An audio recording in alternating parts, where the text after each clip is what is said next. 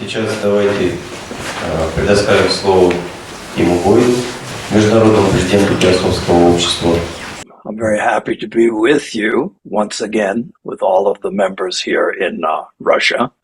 Я очень счастлив быть снова с членами Теософского общества в России. Although I have been with you before, this time it's rather different because this time I'm speaking to the Russian Theosophical Association. Congratulations. Когда я уже выступал у вас раньше, в этот раз все несколько иначе, потому что я теперь обращаюсь к Ассоциации Теософского общества в России. Мои поздравления.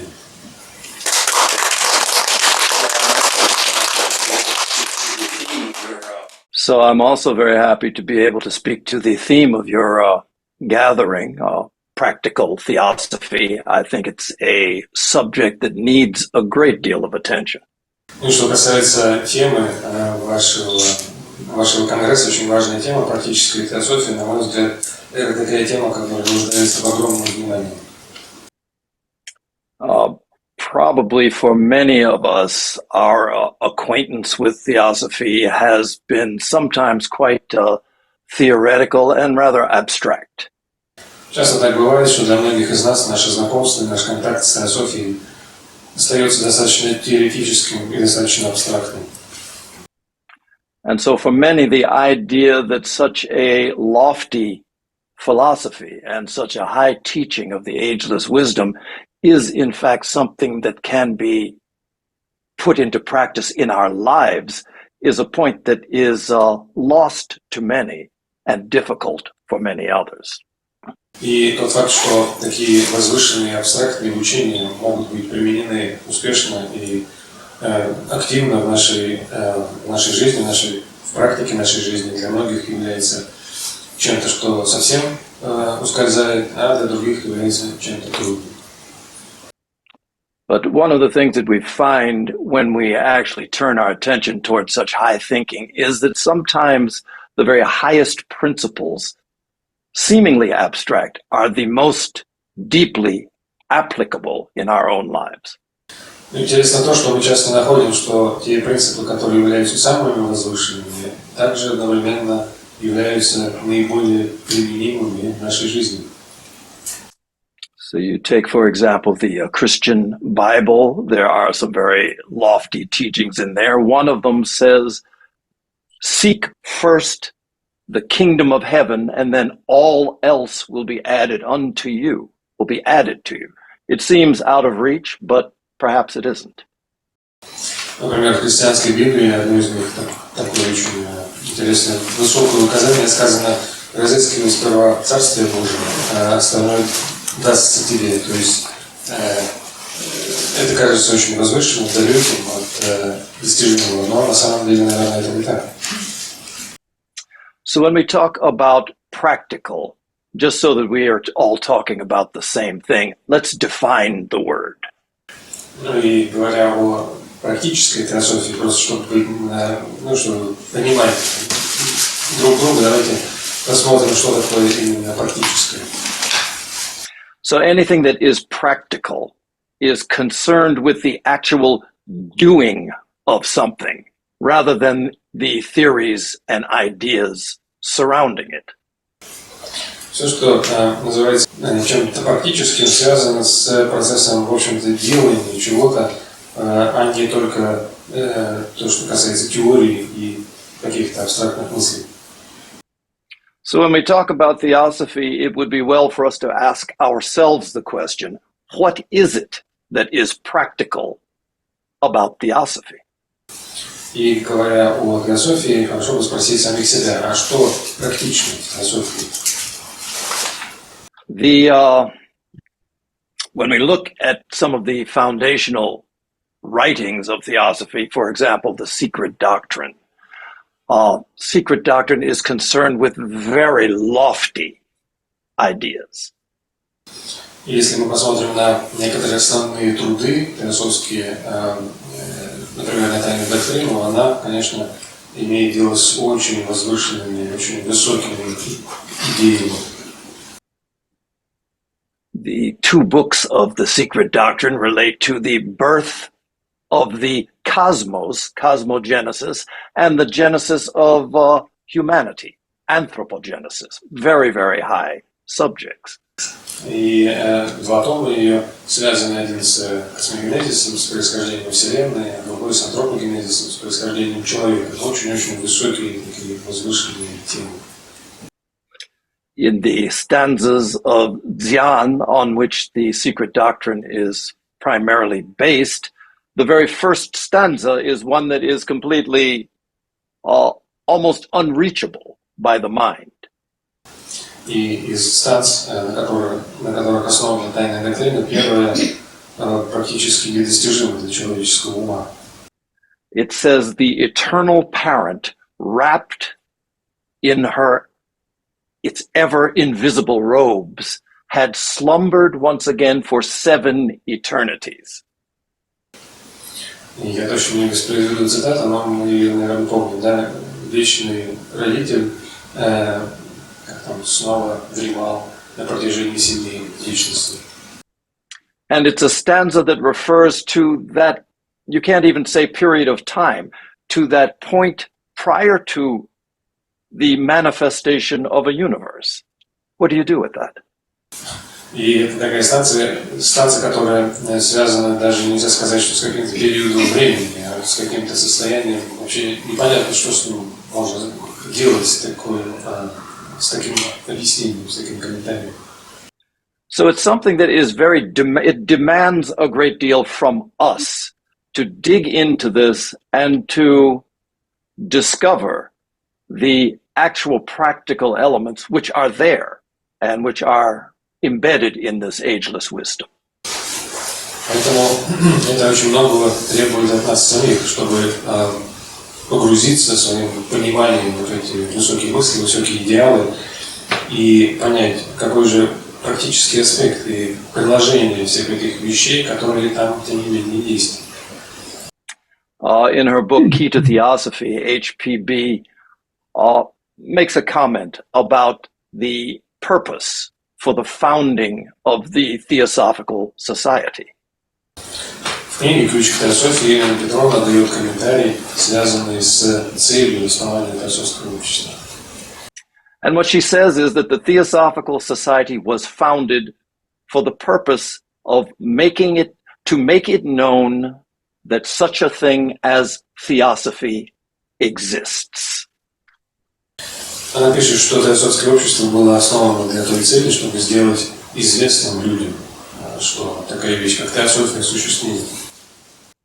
Which is a profound statement, largely because it's one that is, at least to my thinking, incomplete. We have to complete what that means. И это очень глубокое утверждение, в основном потому, в моем понимании, что оно не завершено. И нам нужно додумать его и подумать, чем его завершить.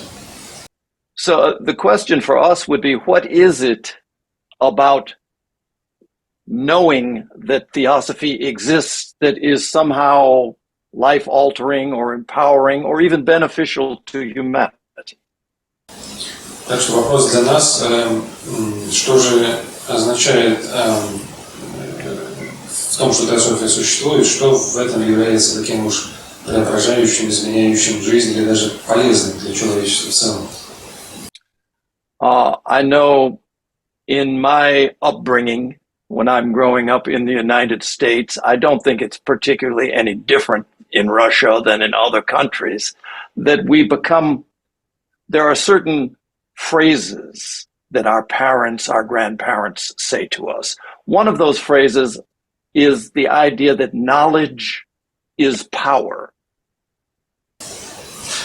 Я знаю, что в моем воспитании, когда я рос, и я не думаю, что в этом плане воспитание и взросление в России отличаются сильно от других стран. Есть некоторые фразы, которые часто нам повторяют родители, наши бабушки и дедушки. Вот одна из таких фраз «знание – это сила». And that's something that we demonstrate for ourselves all the time. To know something gives us a capacity to perform tasks in this world. Ну, это то, что мы видим и на своем примере, в своей жизни. постоянно знание чего-то дает нам возможность, способность осуществлять какую-то работу. But as we know, all knowledge is not equally powerful. Но мы также понимаем, что не все знание равно сильно, то есть дает нам одинаковую силу. You take the example of someone who is a carpenter. They know how to cut wood, they know how to frame wood, they know how to do all of those things. But the knowledge of an architect exceeds the basic building tool of carpentry.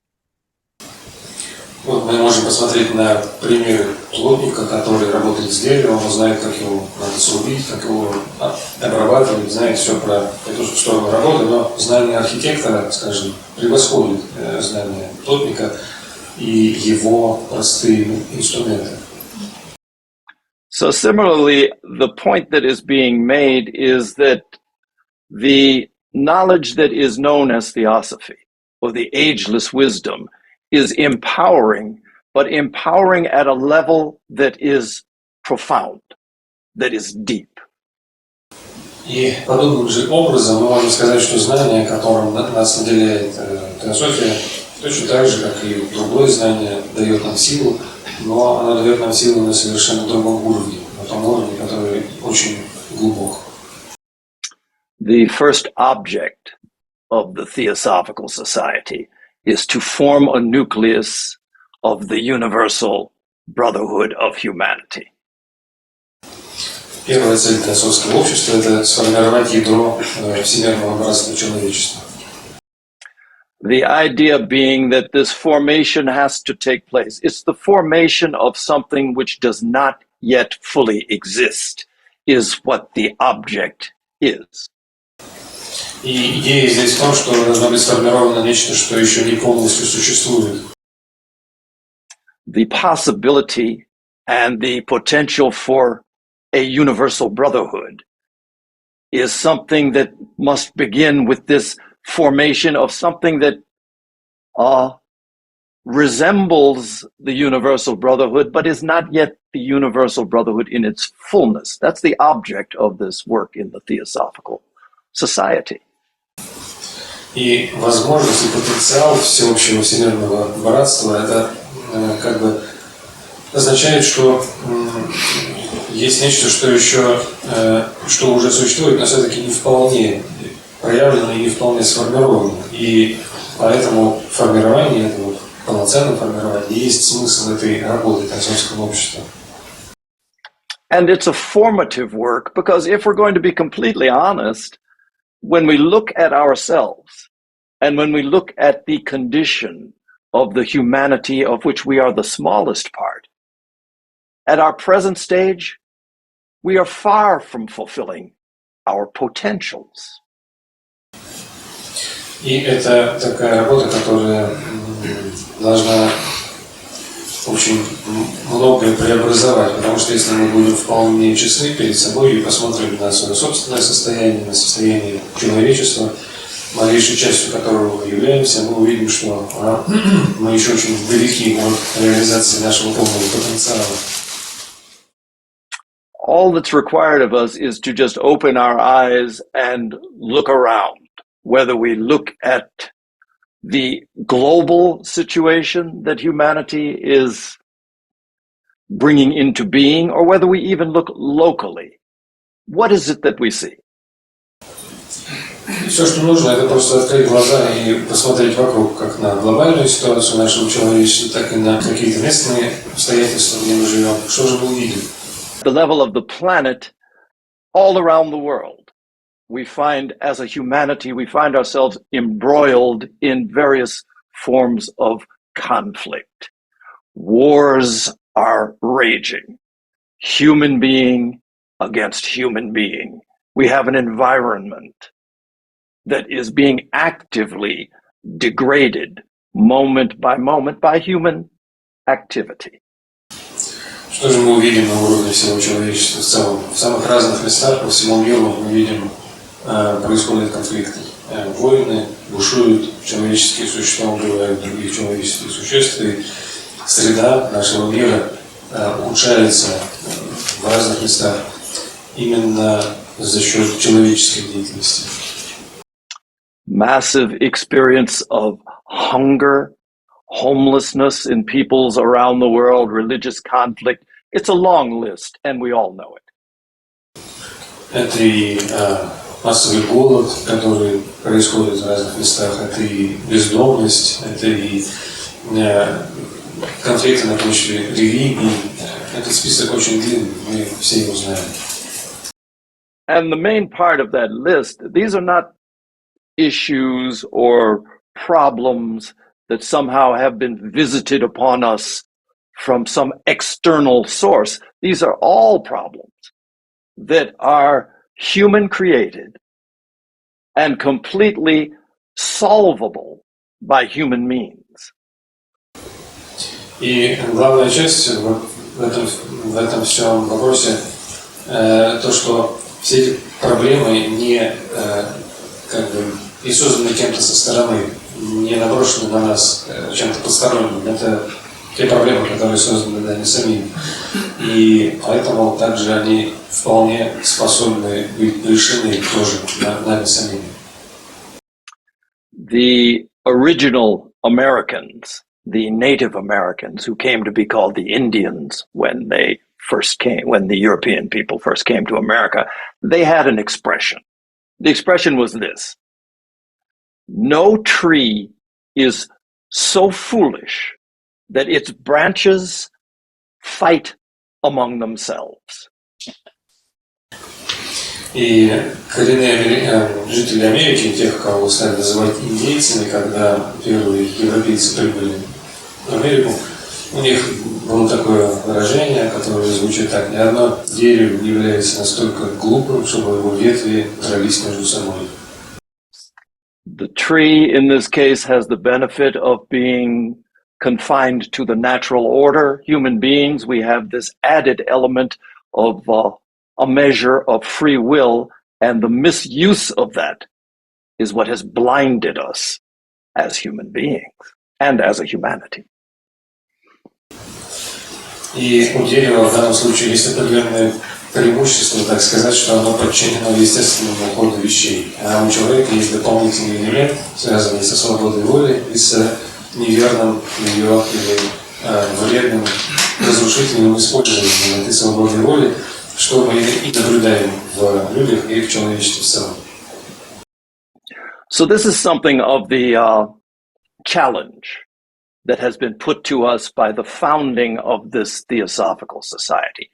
How to make practical, how to root it in ourselves, this universal brotherhood, and then to express it outwardly as well. Итак, это является для нас определенным вызовом, который ставит перед нами факт основания Теософского общества, как сделать так, чтобы вот это вот всемирное универсальное братство без различий сначала проявилось и укрепилось у нас, а затем мы смогли бы выразить его вовне.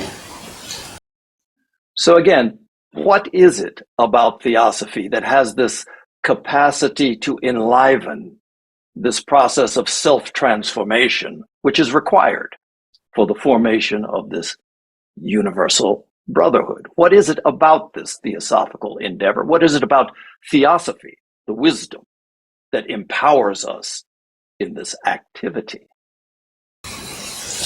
Так что снова мы можем задать вопрос, что же такое есть в теософии, что позволяет нам оживить этот процесс самопреображения, который совершенно необходим для формирования всемирного универсального братства.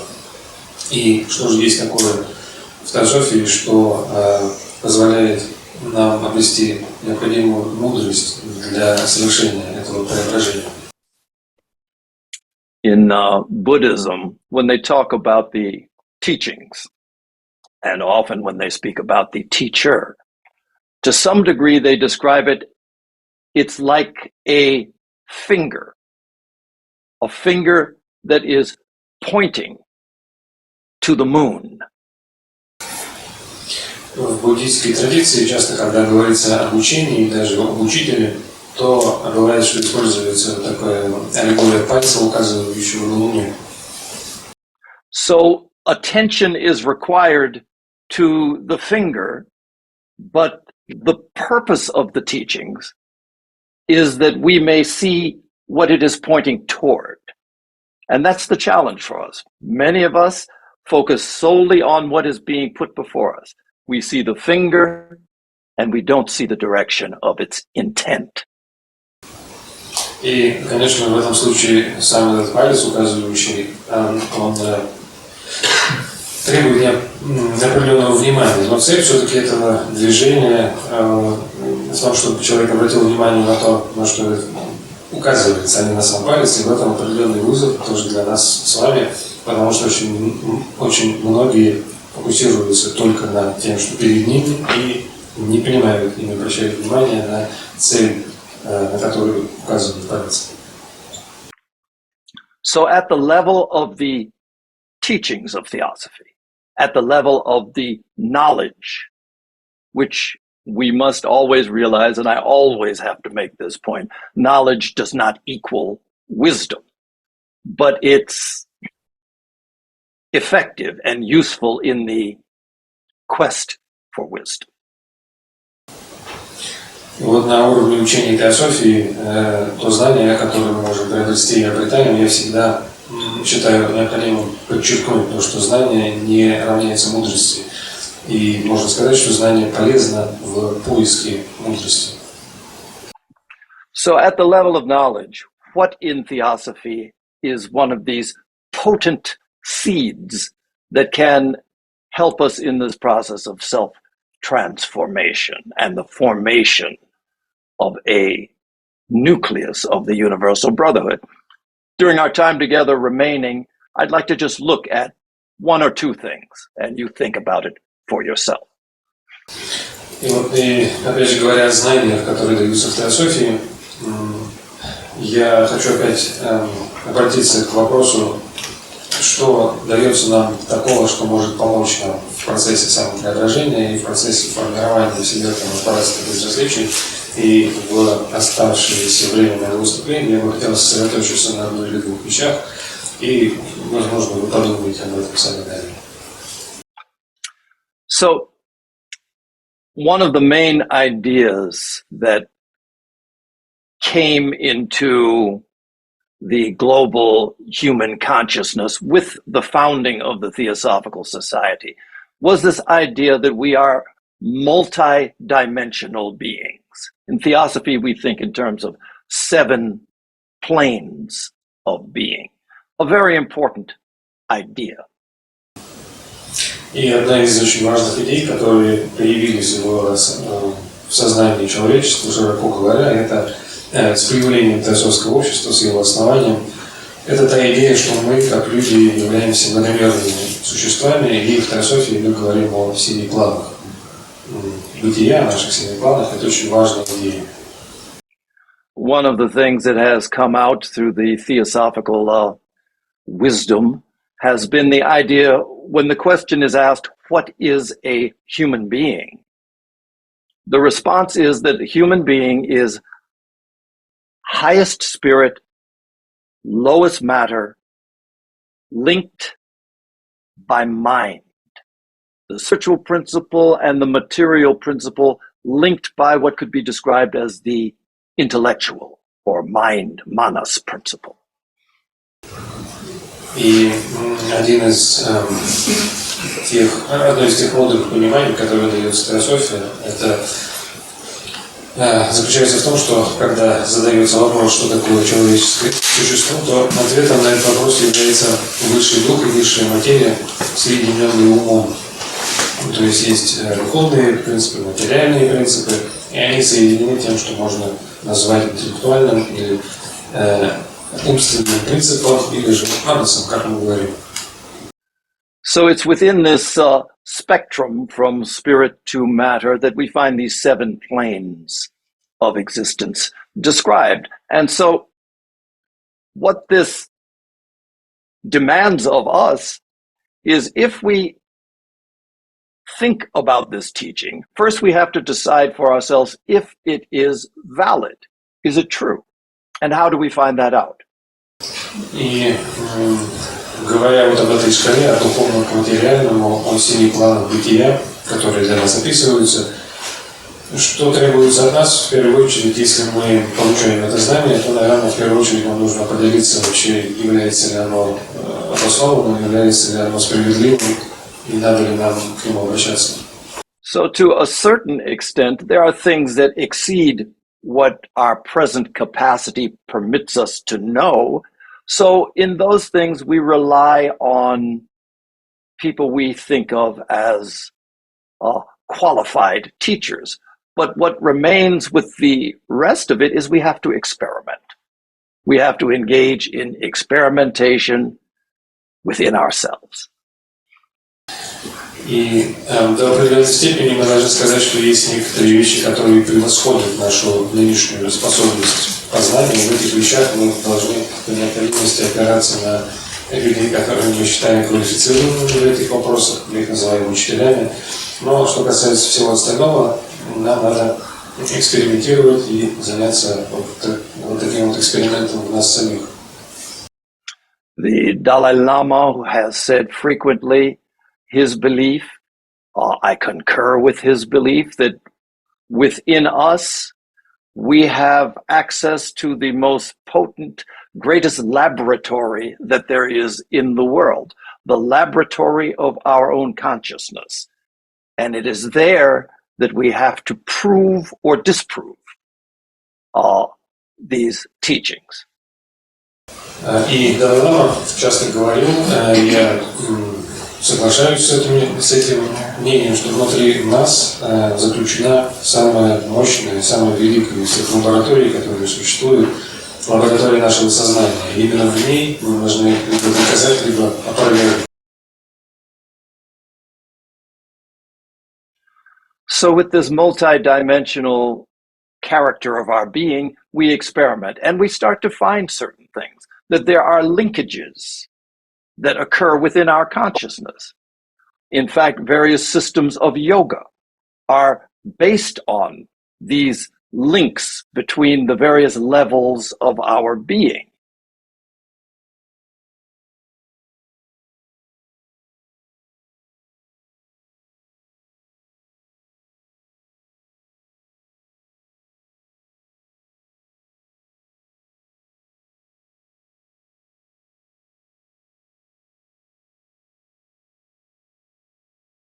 The sages of old discovered many things, and many things that have been tested and verified by generations of others.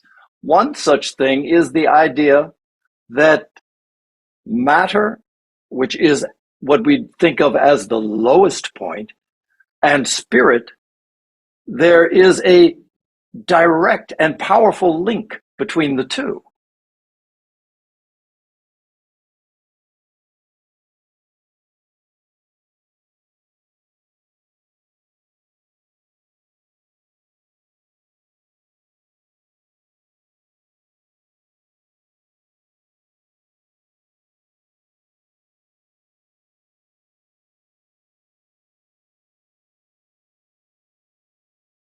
And out of the recognition and the practice of developing and strengthening this link, karma yoga was something that was developed and is practiced. There are karma yogis in this world.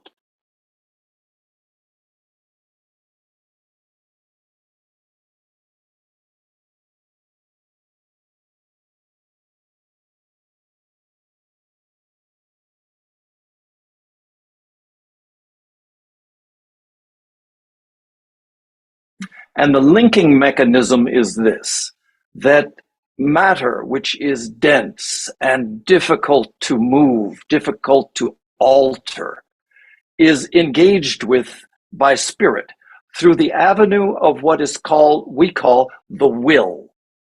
So the cultivation of the willpower is something that activates this link between lowest matter and highest spirit.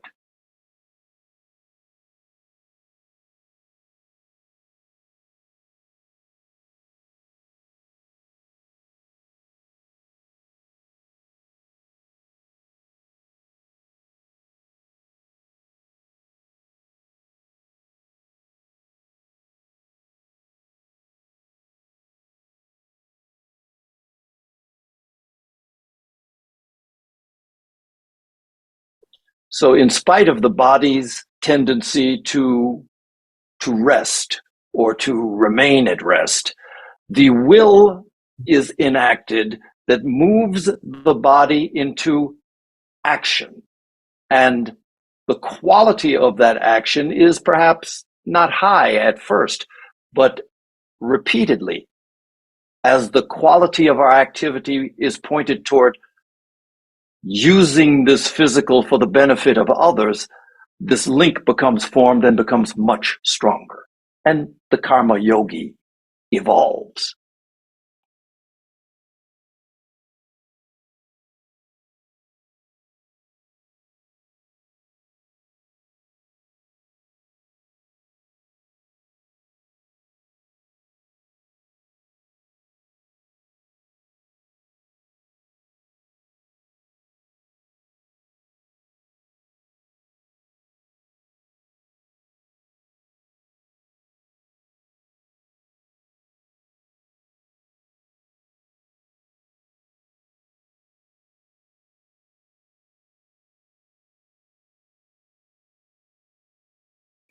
There's a similar process that is enacted within our emotional or our feeling world. There is a linkage between higher and lower there as well.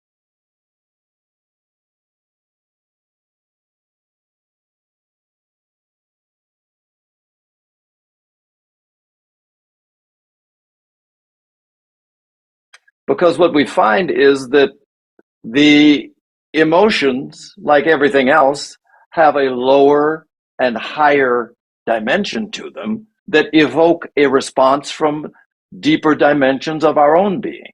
So at the highest level of our emotional capacity, which is to say, when we are loving and when love is expressed, it connects the emotions with the higher principle of buddhi, sometimes described as intuition, or so this is the basis of what is spoken of as another form of yoga, bhakti yoga.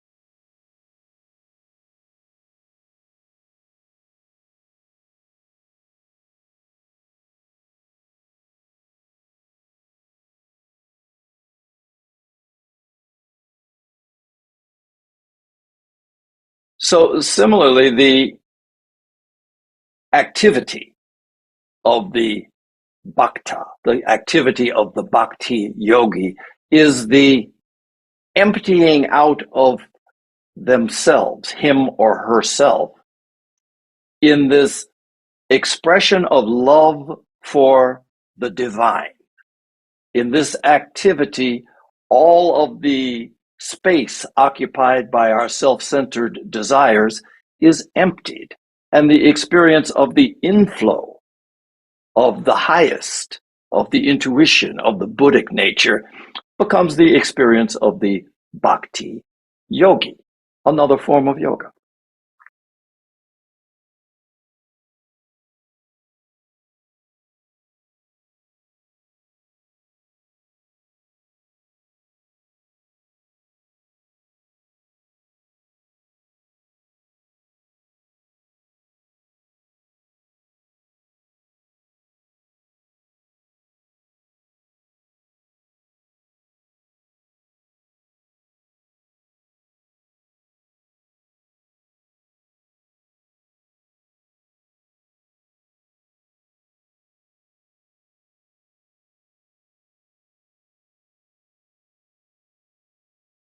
And a similar process. Just to be clear, all that we're talking about now is the power of the knowledge that we find within Theosophy only about this one subject of multidimensionality. It's practicality is what we're concerned with.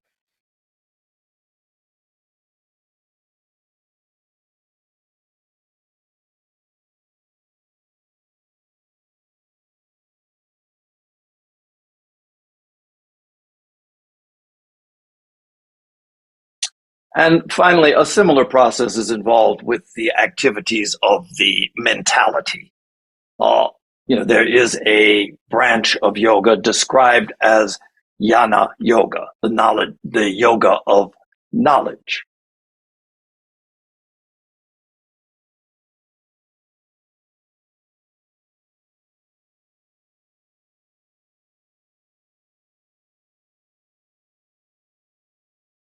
And again, this involves the linkage between the lower and the higher. The lower mind, which engages itself in analysis and intellect, and the higher mind, which is engaged in abstraction and which borders on, which is constantly illuminated by the higher principles of Buddhi and, of course, of Atma.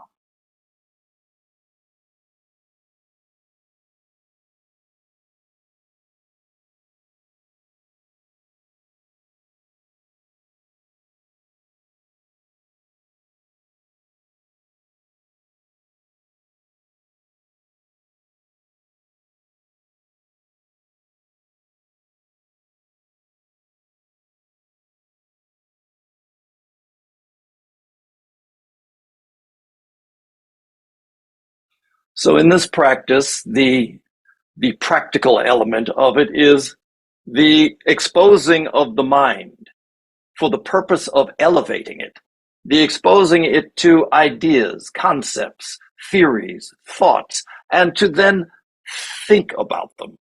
If we start with material that is of a higher nature, it's much easier to make the move toward that level of abstraction. This is what we do in what we generally think of as study. For most people, study involves something related to a book and its analysis.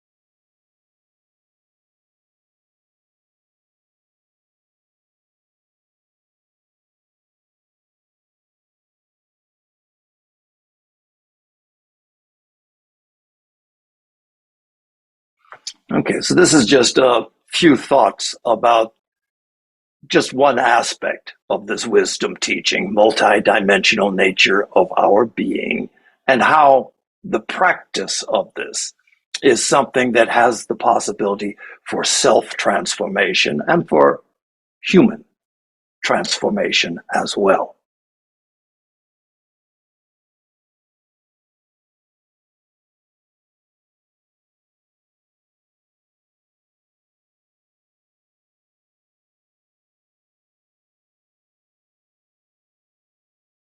So briefly, in the time remaining, let's examine perhaps one other of the teachings that has such a practical bearing on our unfoldment within Theosophy.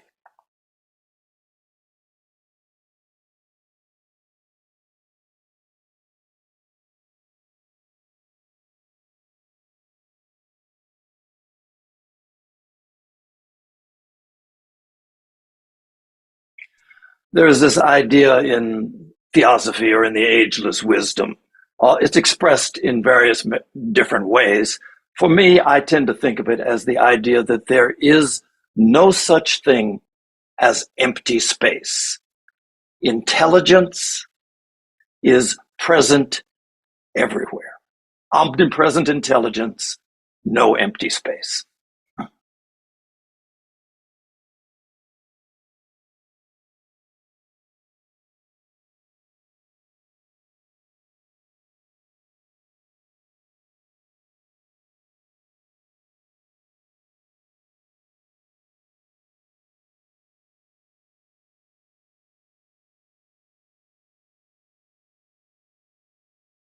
Historically, it has been expressed in many different ways. One way it's been expressed that perhaps we are all familiar with is the idea of consciousness, that consciousness sleeps in the mineral, dreams in the plant, awakens in the animal, and becomes self-aware in the human being.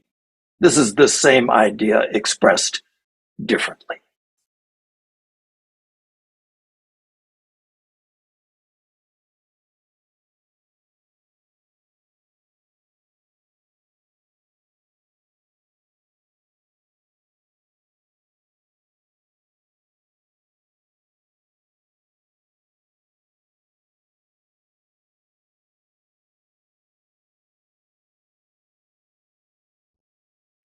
So this gives rise to certain other ideas.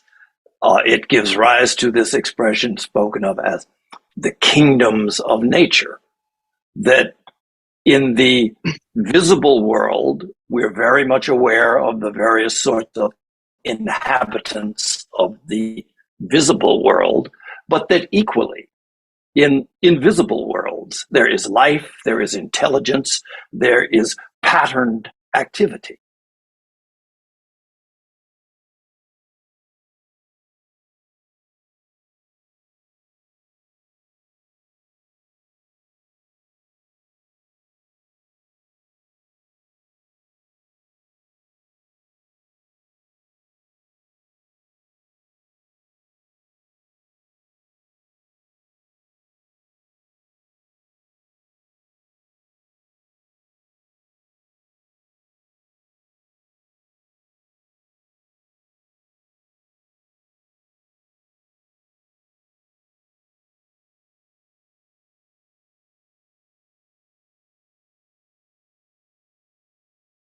So in the Theosophical Society, we're aware of the idea of nature spirits or elementals, the idea of Deva, a kingdom of intelligent life that interacts with the human kingdom, archangels, the idea of the Dhyani Chohans, which is to say, intelligent patterned activity that is so vast that it exceeds us, it also permeates us.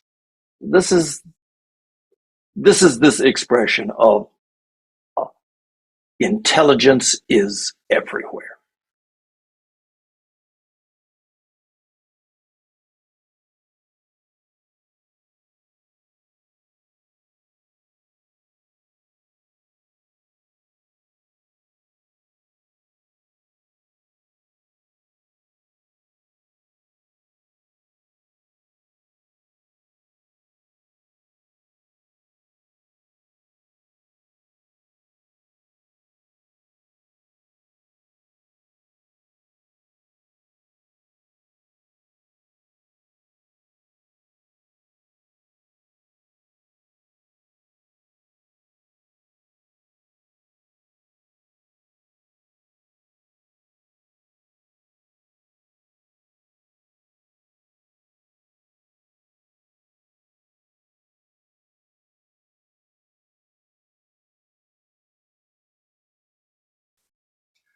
So consciously or unconsciously, generally in an unconscious manner, we are continually interacting with these various kingdoms of nature.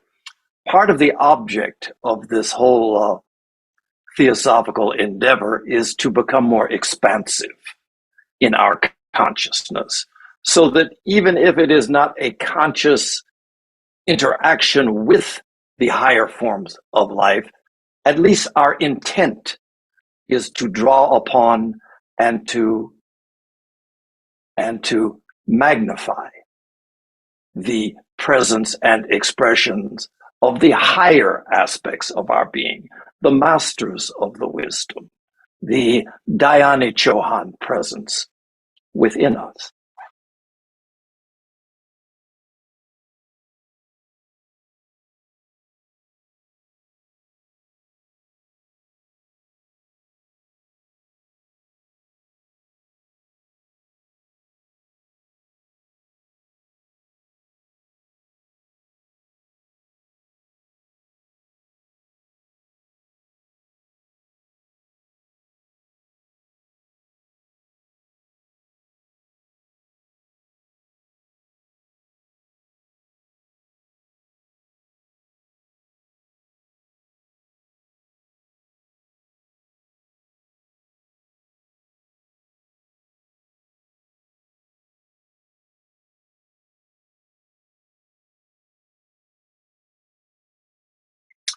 One of the later theosophical writers, Jeffrey Hodson, he was a profoundly clairvoyant man, but he did a great deal of work with the idea of our connection with the higher devas, the angelic kingdom, and particularly in the act of healing. So there was the idea that he put forward that there are kingdoms of nature with various sort of focus.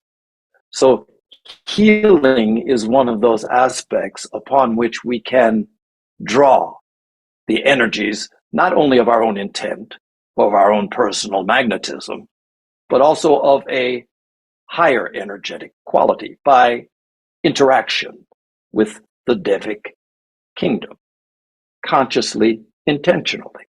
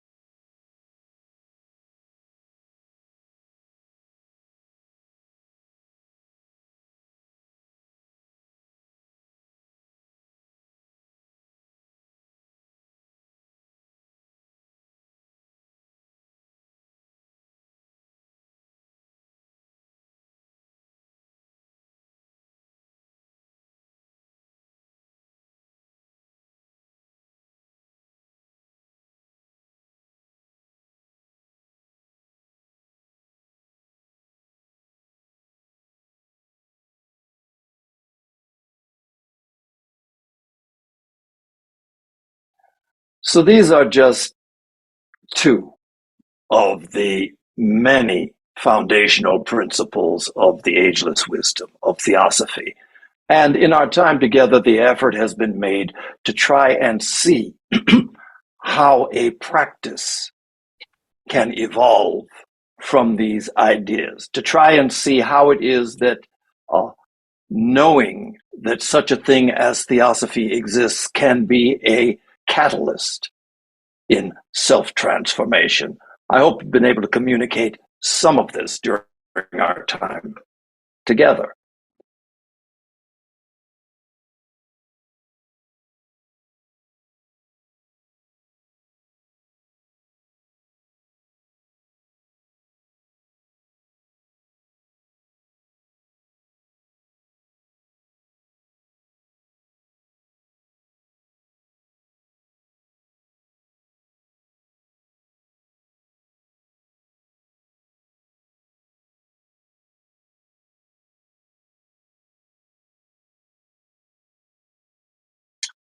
Perhaps the greatest or the highest principle that the Theosophical Society came into being to present is the idea, I should say, is what should begin as an idea before it actually becomes realized. The idea of the oneness of all life.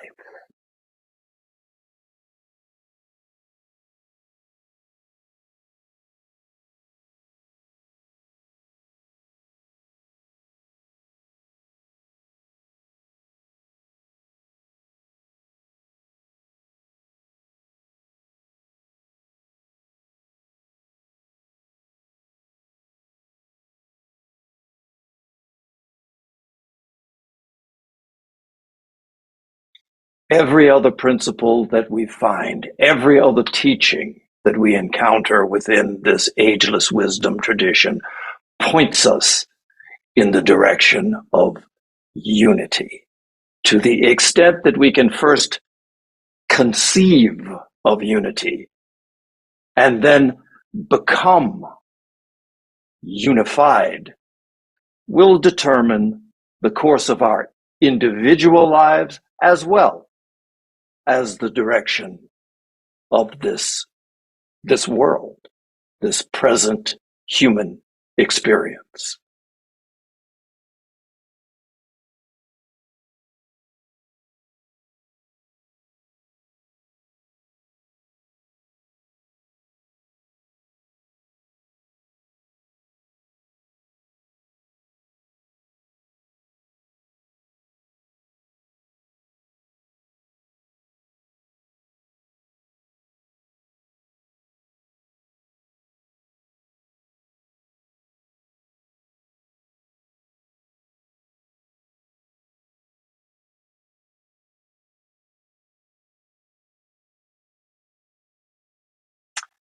At our present stage of development, none of us have the power to change the patterns of human behavior. No one of us, not even the masters of the wisdom, can say war must cease, hunger must end. That's not within the realm of our capacity as yet.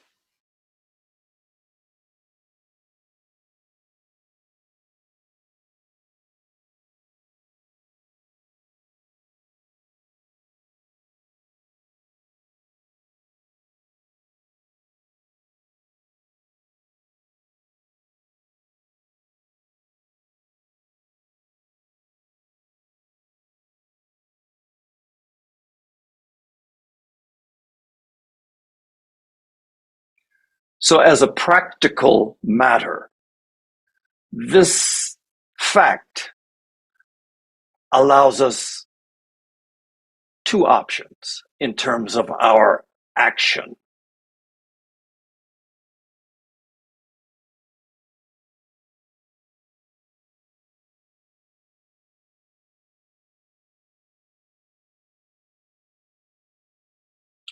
So one is we can just recognize and submit to a sense of powerlessness in the face of things that are much greater than we are as individuals.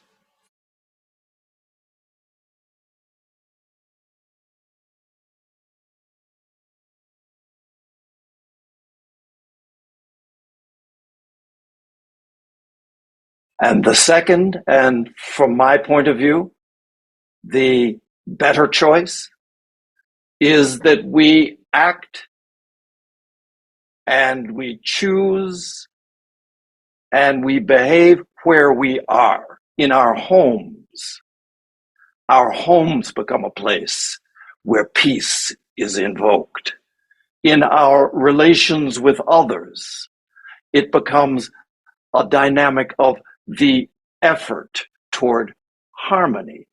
Most importantly, in our thoughts are not directed to the support of activities that degrade humanity and the global environment. We begin by withdrawing our support of negative activities. For Buddha, the first thing he talked about was first, do no harm.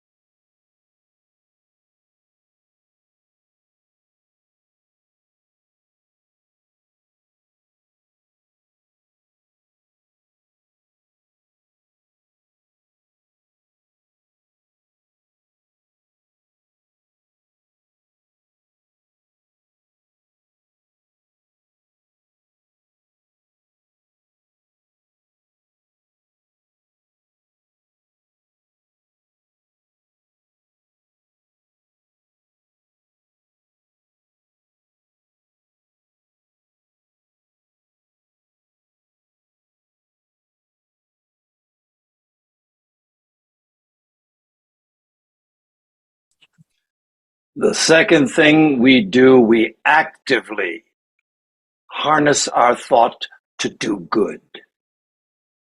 We think in terms of the blessings that we can bestow upon others who are in turmoil, who are afflicted by the various causes we have created. And then finally, and most importantly, our focus has to be on the purification of our own minds and of our own hearts. This process is something that assists in that. It's exceedingly practical, and more than its practicality, it's a necessity right now.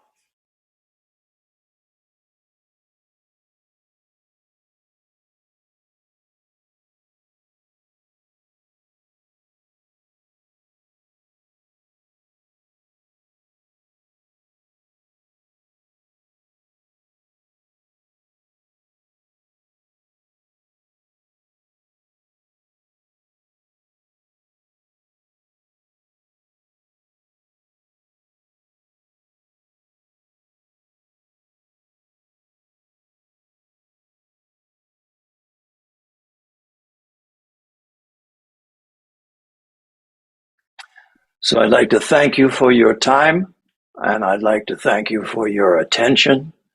And I would also like to congratulate you on becoming an association of the Theosophical Society. It's well earned, and I look to greater things in the future. Thank you all. Thank you.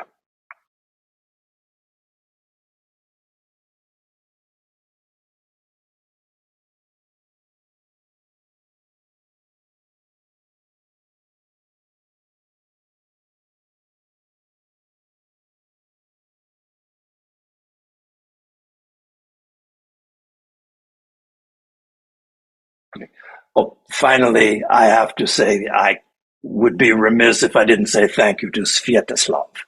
As a translator, he makes it very, very easy for me to speak to you and to share.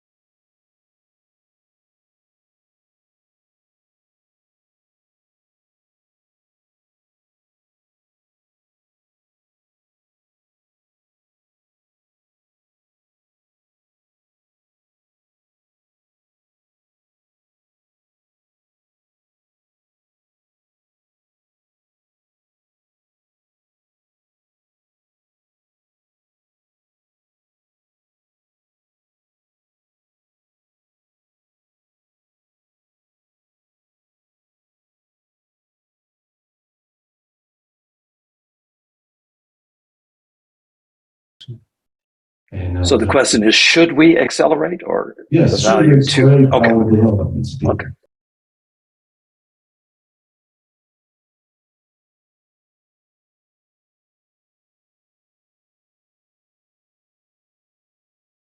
Yeah, I think obviously if we were to develop, self-transformation is a process, and as a process, it also has a direction. So if we were to be able to quickly reach the heights of this process, that would be, of course, a wonderful thing. The question is, how do we go about that?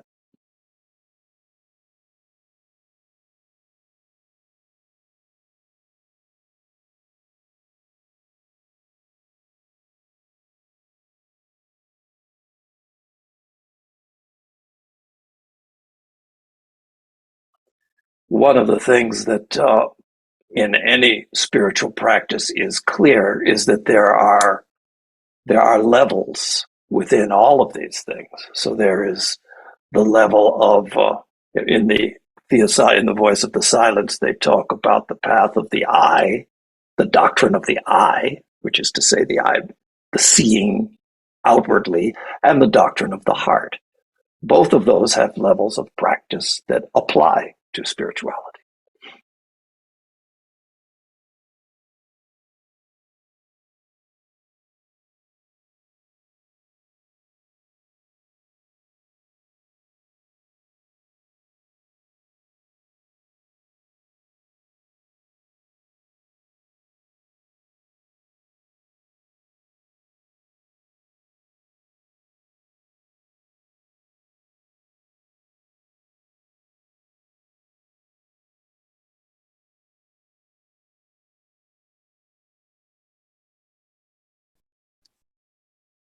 The difficulty for us as practitioners, as people on a spiritual path, is that we can only see as much as we can see.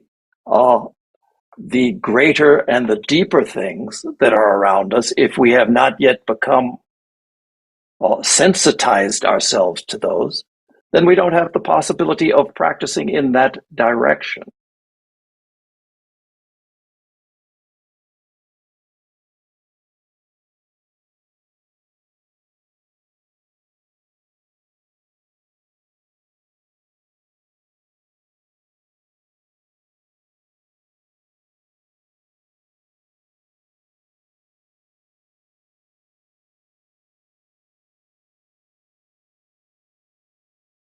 I have known many people along this path over the years who have done great damage to themselves by attempting to take on a practice that they did not fully understand, one which did harm to their desire was to accelerate, but they didn't understand what it meant, and they ended up doing harm that actually slows them down in the long run.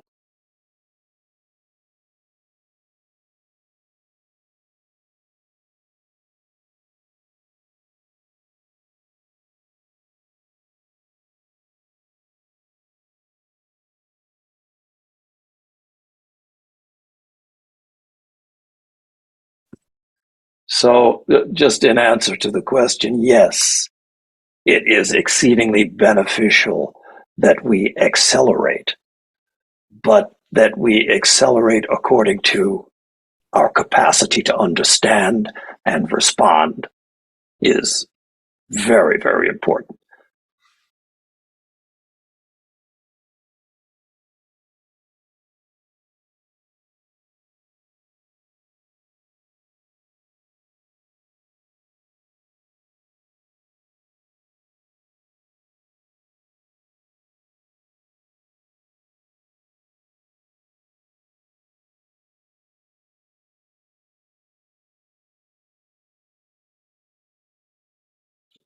I would also say this, that in the voice of the silence, as well as in conventional Buddhist practice, there's the idea of the paramitas, or the perfections, of which the most difficult of these paramitas is said to be the perfection of patience.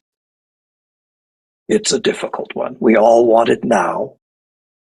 We all are restless in the attainment of not only ideals, but desires. And so that's a quality that has to be perfected, patience. And it's a hard one.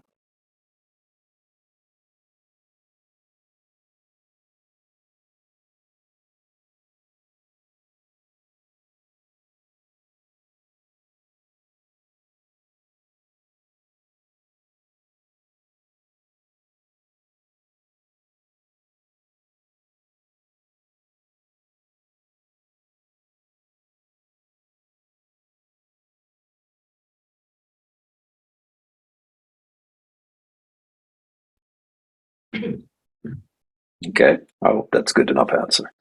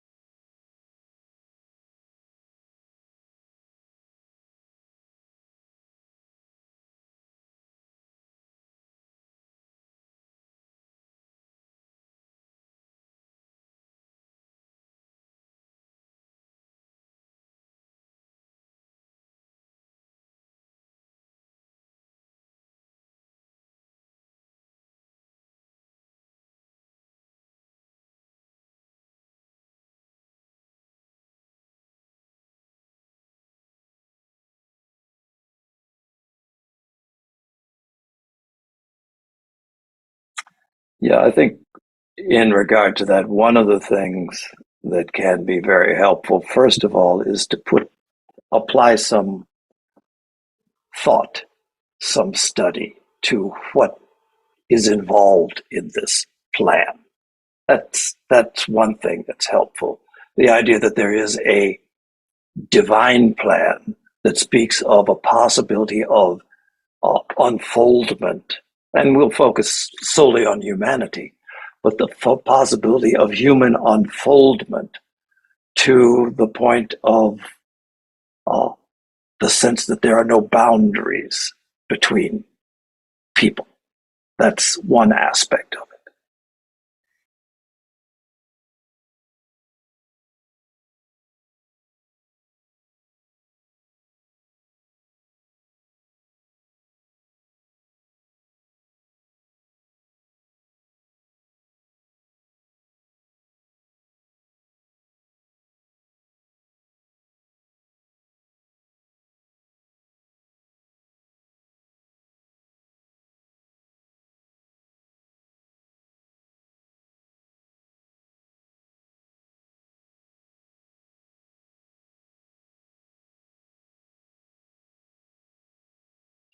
And one of the things that you do find is that as you turn your attention in this direction, you will find that all manner of circumstances will arise.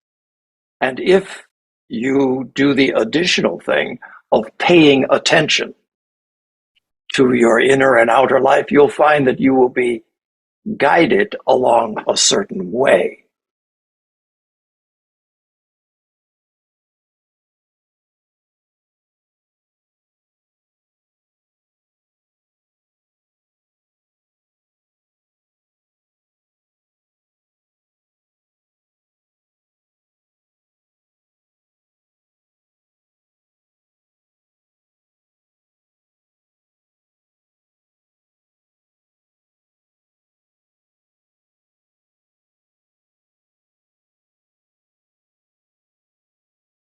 And in this process of being attentive and being aware of the possibility of guidance, HPB, when she spoke, she was asked about what are the senses that are required for this spiritual path. She said there are 3 senses that are required.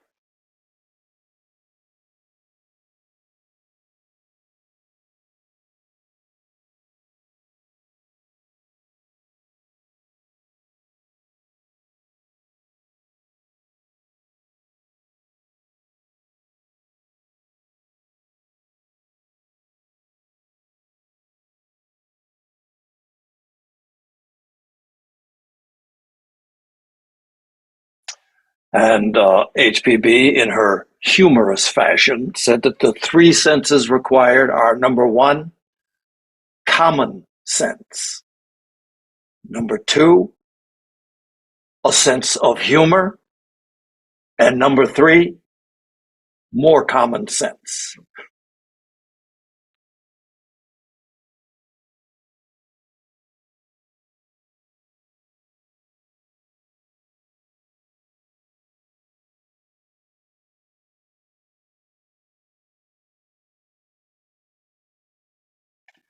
So the idea being simply that, yes, this is a profound path, and in many ways it can lead us in directions that are really at variance with normal ways of thinking, but that always it has to be approached with a certain lightness as well. And ultimately, the advice that is given from the masters is this, that always and continually we try. We will fail, but we try continually.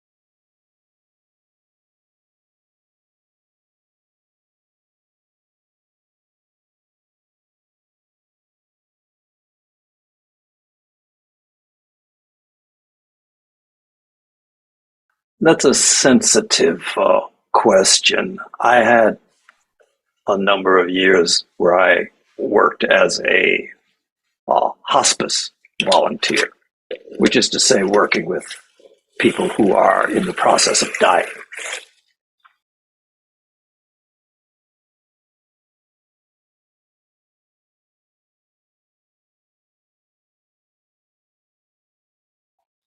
And what you find in that situation is that very often many people are uncomfortable with the fact and the idea of losing a loved one or a friend, or the process of actually death and dying is an uncomfortable reality for many people.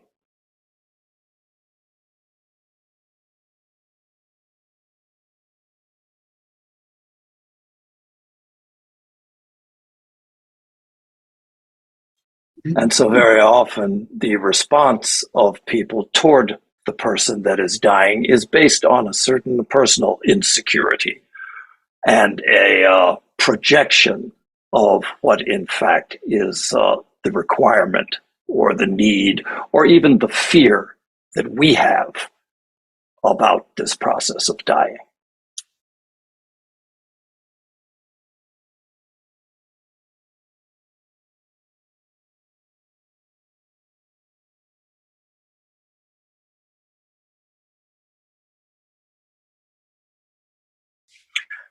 And so you find very often, again, out of their insecurities, people say things that are distinctly unhelpful to the person who is dying.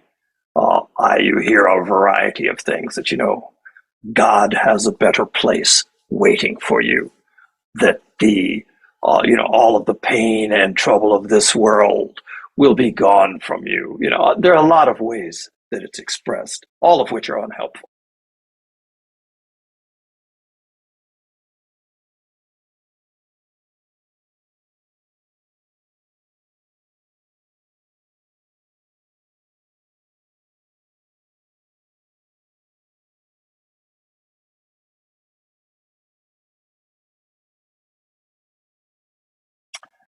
Generally, what occurs in this dying process, there comes a point in the process where the person who is in fact dying comes so close to this moment of escape from the body that they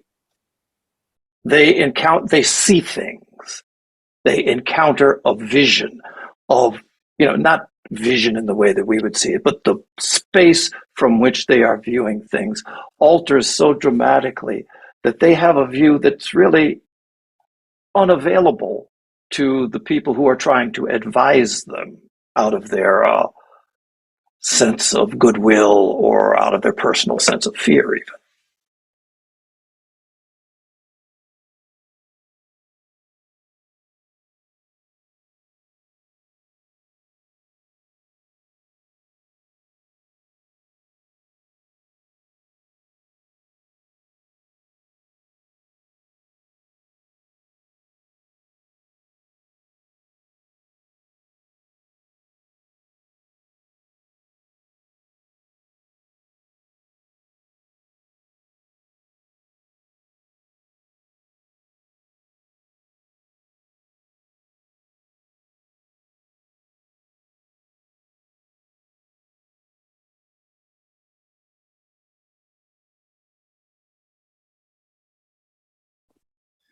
So basically, such advice about theosophical concepts, particularly if they're theosophical concepts that are not part of one's personal experience, which is often the case, is valid, is helpful, if and only if it is requested by the person who is experiencing this transition. Then it might be of some usefulness. The main thing that is useful at such times is the universally welcome quality of kindness, of openness, of listening, of simply being present as fully as you can be. That is a teaching, is a lesson that requires no words. And that does communicate.